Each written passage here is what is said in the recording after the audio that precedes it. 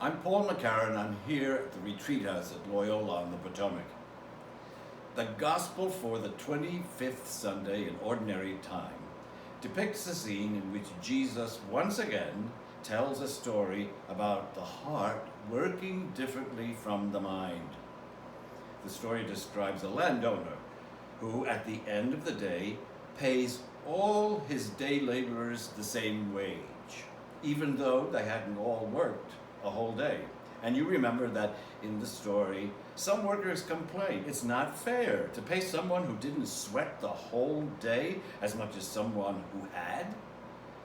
And I wouldn't be surprised if many people feel, like me, that the fellow has a good point. He makes a lot of sense.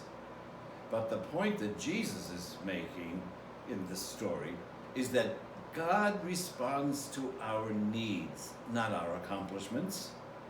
That truth might appeal to our hearts, but it tends to boggle the mind and our logic. I find it easy to kid myself by thinking that I'm doing my best, usually, or at least most of the time. I don't find it easy to see myself as needy, as someone with little to boast about. But if I got my wish, if I could succeed in creating for myself the illusion that I'm moving through life pretty successfully, I'd have no need for help.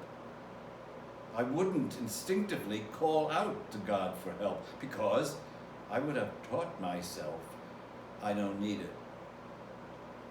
That's a danger that Jesus is constantly warning his disciples about. Don't waste your time, as Jesus saw some of the Pharisees and elders doing, noticing your good deeds. Notice how attractive that it is.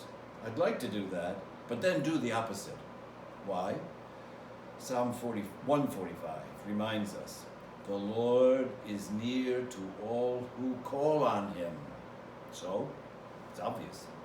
Call.